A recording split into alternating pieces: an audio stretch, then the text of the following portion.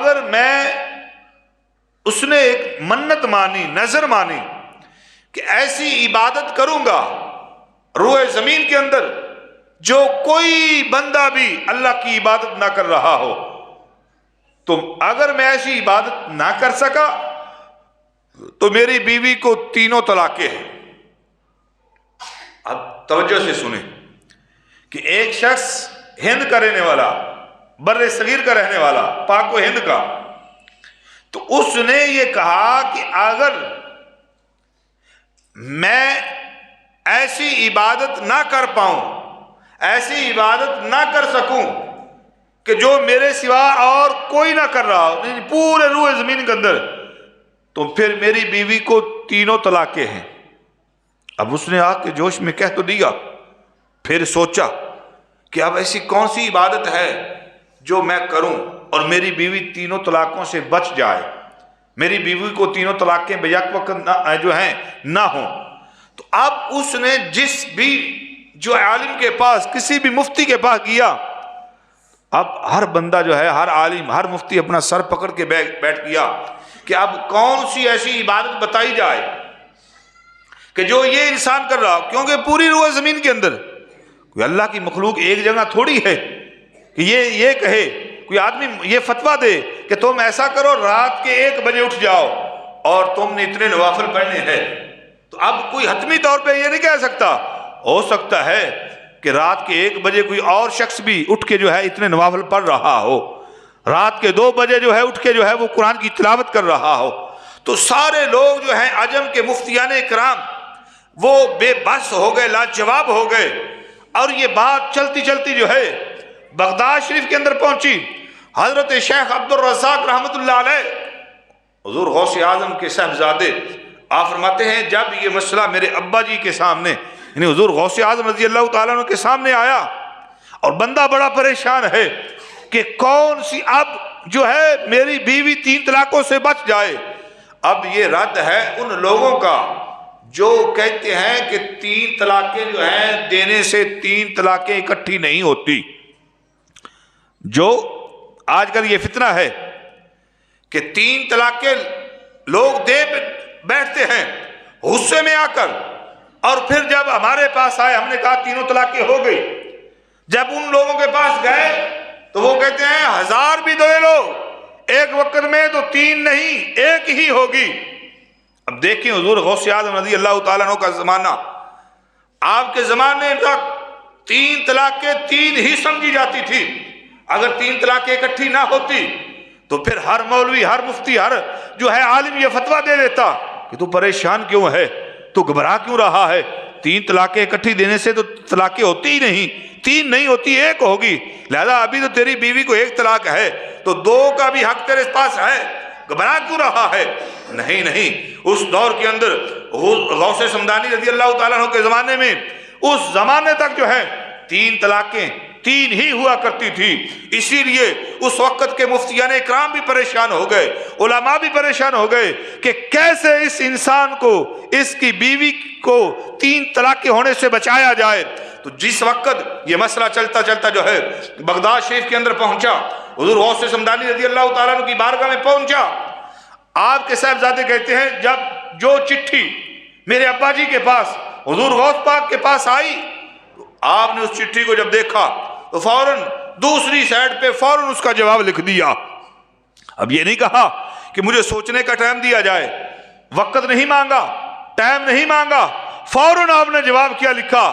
آپ نے فرمایا کہ اس شخص کو کہہ دو کہ وہ عرب شریف چلا جائے، وہاں مکہ شریف چلا جائے، اور خانہ کعبہ مطاف والی جگہ جو ہے، طواف کرنے والی خانہ کعبہ کے ارد گرد جو لوگ طواف کر رہے ہیں، فرمایا اس مطاف کو خالی کروایا جائے، اور یہ بندہ 7 چکر لگائے، 7 طواف کرے، اس کی منت بھی پوری ہو جائے گی، بیوی کو 3 طلاقیں بھی نہیں ہوں گی۔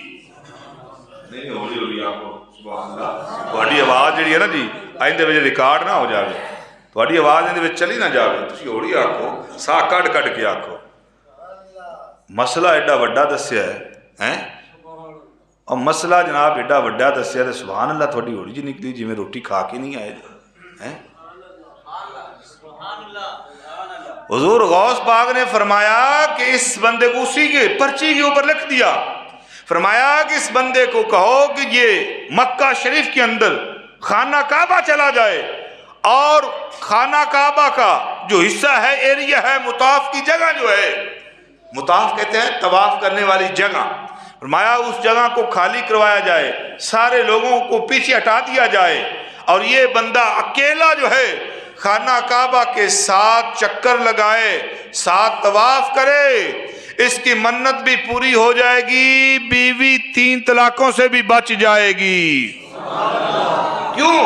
فرمایا کہ پوری روح زمین پر ایک ہی خانہ کعبہ ہے، پوری روح، میں نے پتا تھا پہلے سمجھ نہیں لگی، سے سبحان اللہ نہیں آگی، ہوں تو سمجھ لگن لگی ہے۔ فرمایا کہ پوری روح زمین پر ایک ہی خانہ کعبہ ہے، دوسرا کوئی خانہ کعبہ نہیں۔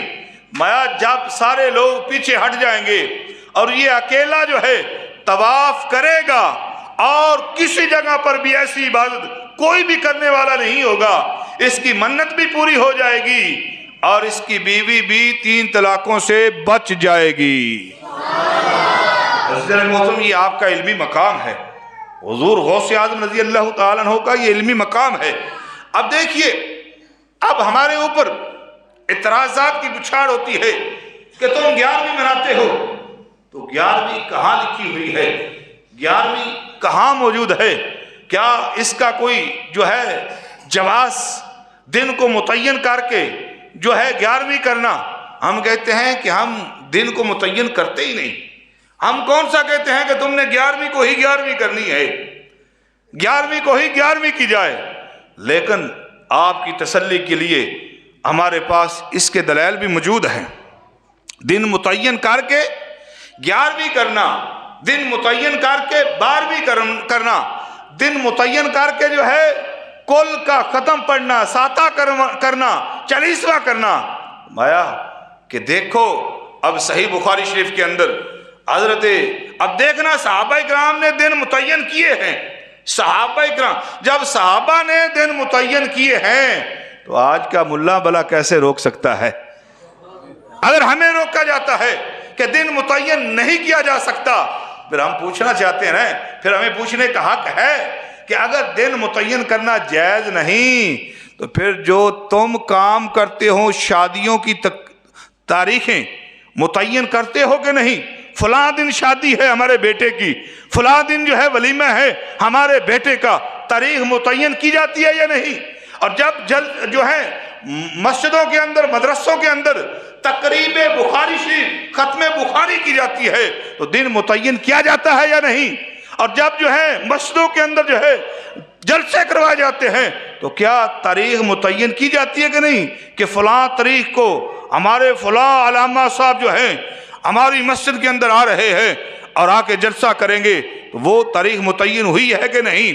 آئیے صحیح بخاری شریف کے اندر یہ روایت موجود ہے، حضرت عبداللہ بن مسعود رضی اللہ تعالیٰ عنہ اس حدیث کے راوی ہیں، اور یہ باب العلم کے اندر، یہ کتاب العلم کے اندر جو ہے یہ حدیث مبارکہ موجود ہے۔ حضرت عبداللہ بن مسعود رضی اللہ تعالیٰ عنہ آپ دن متعین کر کے جمعرات کا دن متعین فرماتے تھے، اور جمعرات کے دن جو ہے حضرت عبداللہ بن مسعود صحابہ کو درس دیا کرتے تھے، صحابہ اکرام کو جمعرات کا دن متعین کر کے۔ اب نہ وہ جمعے کا دن ہوتا تھا، نہ وہ ہفتے کا ہوتا تھا، نہ وہ اتوار کا ہوتا تھا، نہ سوموار کا ہوتا تھا، جمعرات کا دن ہوا کرتا تھا۔ تو جمعرات کے دن صحابہ نے کہا کہ اے عبداللہ بن مسعود رضی اللہ تعالیٰ عنہ، آپ جو ہیں، اب دیکھیں، اللہ اکبر کبیرہ، یذکر الناس فی کل خمیس فقال له رجل یا ابا عبد الرحمن لوددت انک ذکرتنا کل یوم، ایک شخص نے، ایک صحابی نے کہا کہ اے ابو عبد الرحمن، آپ روزانہ ہمیں درس دیا کریں، روزانہ درس دیا کریں، روزانہ تبلیغ کیا کریں، روزانہ تقریر کیا کریں۔ تو حضرت عبداللہ بن مسعود نے پتہ کیا جواب دیا؟ آپ نے جواب دیا کہ فرمایا کہ وَإِنِّي أَتَخَوَّلُكُمْ بِالْمَوْعِظَةِ كَمَا كَانَ النَّبِيُّ صلی اللہ علیہ وسلم يَتَخَوَّلُنَا बिहा मुखाफत सामती अलीना। हजरत अब्दुल्लाह बिन मसूद ने जवाब दिया कि मैं वो काम करूंगा जो मेरे और आपके आका ने किया है। मैं लोगों को तंगी में नहीं डालना चाहता, लोगों को तंगी में नहीं डालना चाहता कि रोजाना जो है लोगों को बिठा के जो है दर्स देना शुरू कर दिया करूं। और मैं जिस तरह हुजूर ने किया है मैं तो वही अमल करूंगा। अब जुमेरात का दिन हजरत अब्दुल्लाह बिन मसूद रज़ी अल्लाह ताला अन्हु दिन मुतय्यन कर रहे हैं और सही बुखारी के अंदर 16 नंबर सफ़ा है और पहली जिल्द के अंदर ये रवायत मौजूद है, अगर दिन मुतय्यन करना बिद्दत है। फिर हजरत अब्दुल्लाह बिन मसूद से पूछो कि अब्दुल्लाह बिन मसूद तुमने बिद्दत वाला काम क्यों किया है।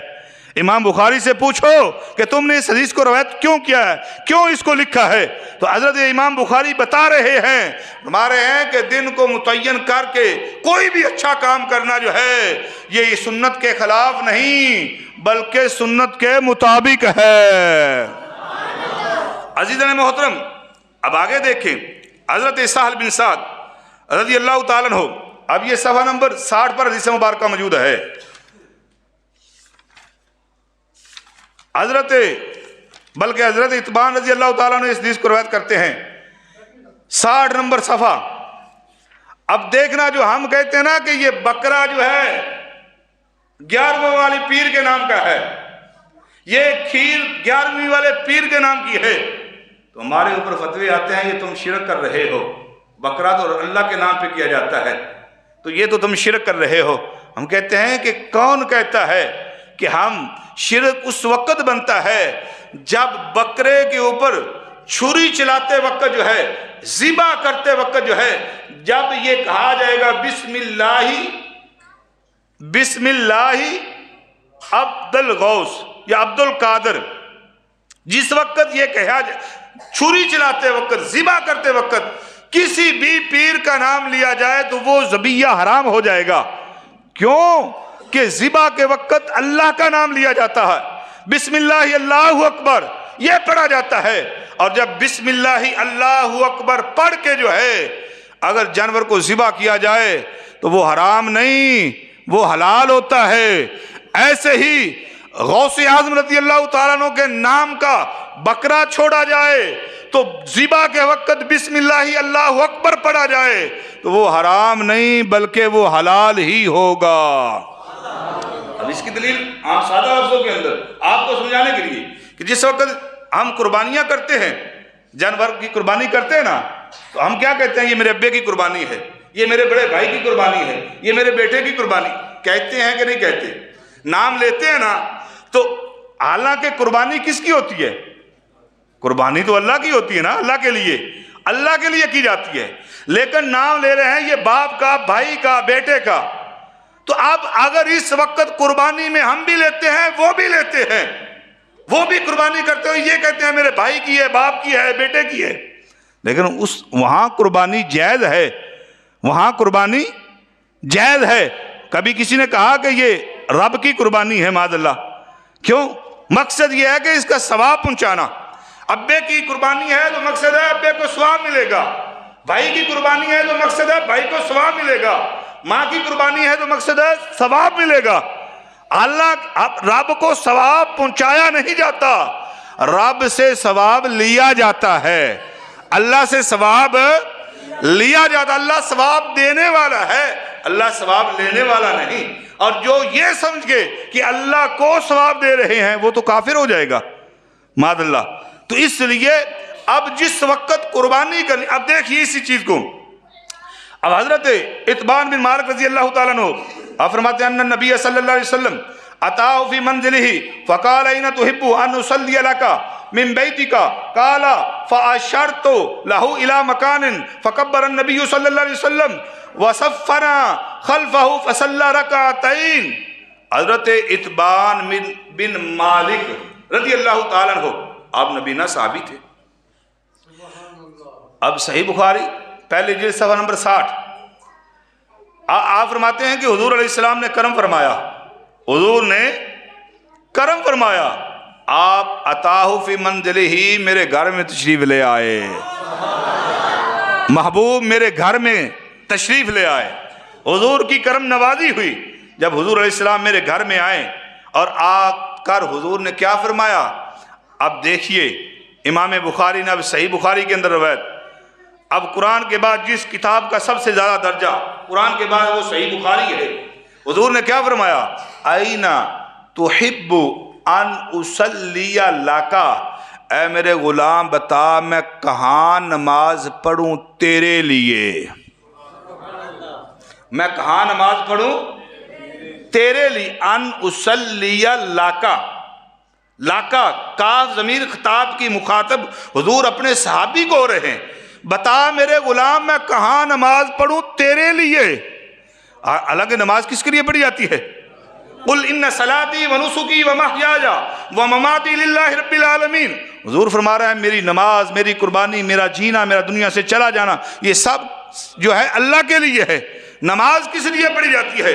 نماز زیادہ اہم ہے یا قربانی کا اپنا جو ہے غوث اعظم کی 11ویں کا بکرا زیادہ اہم ہے؟ نماز زیادہ قیمتی چیز ہے یا دیگ کھیر کی پکا کے حضور غوث کی طرف منسوب کرنا یہ قیمتی چیز ہے؟ حضور آقا علیہ السلام فرما رہے ہیں ان اصلی لکا، میرے غلام بتا میں نماز کہاں پڑھوں تیرے لیے۔ اب کیا معاذ اللہ حضور علیہ السلام یہ جو کام کر رہے ہیں، نماز تو رب کے لیے پڑھی جاتی ہے اور سرکار فرما رہے ہیں ان اصلی لکا، لاکا کے لفظ ہیں کہ تیرے لیے نماز کہاں پڑھوں۔ اب یہاں پہ طویلے وہ نکالیں گے، نہیں یوں نہیں یوں ہے، اب یوں نہیں یوں، ہم کہیں گے یوں ادھر نہیں تو یوں ادھر بھی نہیں ہے۔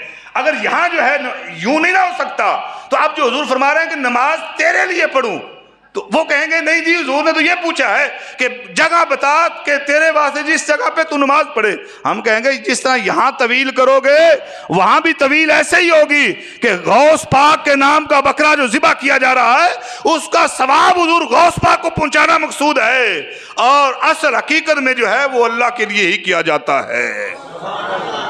اب صحابی نے کیا کیا؟ قال، اتبان کہتے ہیں میں نے کہا، فاشرت لہو الی مکان، میں نے ایک جگہ کی طرف اشارہ کیا، میں نے اشارہ کیا کہ یا رسول اللہ صلی اللہ علیہ وسلم اس جگہ، یعنی ایک جگہ اشارہ کیا کہ آپ اس جگہ نماز پڑھیں۔ فکبر النبی صلی اللہ علیہ وسلم وصفنا خلفہ فصلی رکعتین، حضور علیہ السلام نے وہاں کھڑے ہو کر تکبیر تحریمہ کہہ دی، اللہ اکبر۔ اب صحابہ کہتے ہیں وصفنا خلفہ، ہم نے بھی حضور کے پیچھے صف بنا لی، ہم نے بھی حضور کے پیچھے وصفنا خلفہ، ہم نے بھی صف بنا لی۔ اب پتہ چلتا ہے کہ حضور اکیلے نہیں، حضور نماز پڑھا رہے ہیں، صحابہ پیچھے پڑھنے کے لیے بھی تیار ہیں۔ اور فصلی رکعتین، حضور نے 2 رکعتیں پڑھ دی۔ مطلب کیا ہے؟ اب یہ بھی آپ کو وضاحت کر دوں، آقا علیہ السلام نے جو فرمایا نا ان اصلی لکا کہ میں تیرے لیے نماز پڑھوں، فرمایا کہ تو بتا کس جگہ، تاکہ تو اس جگہ سے جہاں جس جگہ پر میں نماز پڑھوں گا تو اس جگہ سے برکت حاصل کرتا رہے۔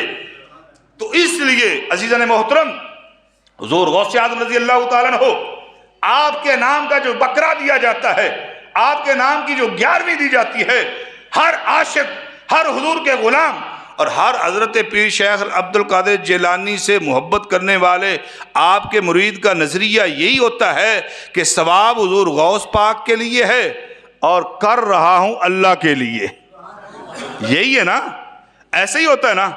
تو اب دیکھیں، اب حضور غوث اعظم رضی اللہ تعالیٰ عنہ کا نام لے کر جناب جو ہے بکرا ذبح کرتے ہو، کیوں کرتے ہو؟ میں کہتا ہوں چلو ہم آپ کو یہ بھی دکھا دیتے ہیں، آپ کا شک دور کر دیتے ہیں کہ کیا وصال کے بعد یہ کام کرنا شریعت کے اندر اگر حرام ہے تو پھر دیکھیں بخاری کے اندر یہ بھی روایت موجود ہے۔ نہیں سبحان اللہ نہ کیا بخاری کا نام جو لے رہے ہیں تھانوں میں۔ اب دیکھیں صحیح بخاری پہلی جلد صفحہ نمبر 539 ہے، 538 صفحے پر بھی ہے، 539 صفحے پر بھی ہے، اور حضرت امی عائشہ صدیقہ رضی اللہ تعالی عنہا اس حدیث کی راویہ ہیں۔ آپ فرماتی ہے کہ آقا علیہ السلام نے حضرت سیدہ خدیجہ الکبریٰ رضی اللہ تعالی عنہا کے وصال کے بعد، حضرت سیدہ خدیجہ الکبریٰ کے وصال کے بعد آقا کریم علیہ السلام کیا کرتے تھے؟ آپ فرماتے ہیں کہ نبی کریم علیہ السلام ربما ذبح الشاۃ، آقا علیہ السلام ہر سال جو ہے ایک بکری ذبح فرمایا کرتے تھے، ہر سال جب ہر سال بکری ذبح کرتے، ثم یقطعوها اعضان، پھر اس بکری کے جب ذبح کر لیتے، گوشت بنا لیتے، تو اس کے ٹکڑے کر کے آپ حضرت سیدہ خدیجہ کی سہیلیوں کے گھر بھیجتے، حضرت سیدہ خدیجہ کی سہیلیوں کے گھر بکری کے ٹکڑے کر کے، گوشت کے ٹکڑے کر کر کے بھیجے جاتے، اور پھر یہ بھی کہا جاتا کہ یہ جو ہے حضرت سیدہ خدیجہ الکبریٰ رضی اللہ تعالی عنہا کی طرف سے ہے۔ ہر سال کام ہوتا رہا، اور حضور فرماتے رہے، آقا علیہ السلام ذبح کرتے رہے بکری کو۔ اب نہ تو وہ دعوت تھی، نہ وہ شادی تھی، نہ ولیمے کا پروگرام تھا، حضرت حضور علیہ السلام جو بکری ذبح کر رہے ہیں، ہر سال کر رہے ہیں، تو کس لیے کر رہے ہیں؟ حضرت سیدہ خدیجہ الکبریٰ کی طرف سے کر رہے ہیں، اور ہر سال کرتے ہیں۔ آقا علیہ السلام یہ عمل کرتے رہے، تو عزیزان محترم، اور حضور علیہ السلام فرمائیں تو پھر ہم کریں تو پھر نجائز کیوں؟ اب یہ میں نے تینوں چار روایتیں جو ہیں صحیح بخاری سے دکھائی ہیں، اللہ کے فضل سے اور بھی بہت کچھ جو ہے ہمارے پاس صحیح بخاری کے اندر موجود ہے، لیکن کہتے ہیں نا پڑھنے کا سلیقہ ہو تو پڑھ لیتے ہیں کچھ لوگ، پڑھنے کا سلیقہ ہو تو پڑھ لیتے ہیں کچھ لوگ، پانی پہ لکھی ہوئی تحریر ہوا کی۔ یہ بخاری تب پڑھی جاتی ہے، بخاری کی تب سمجھ آتی ہے جب حضور غوث پاک کی محبت بھی ہوگی، حضرت داتا علی اجویری کا پیار ہوگا، صحابہ کا عشق ہوگا، محبوب علیہ السلام سے پیار ہوگا، پھر بخاری پڑھیں گے تو بخاری کی سمجھ بھی آئے گی، بخاری بتائے گی بھی کہ میرے محبوب نے کیا کیا کیا ہے اور شریعت کس کس چیز کی اجازت دیتی ہے۔ اللہ رب العالمین کی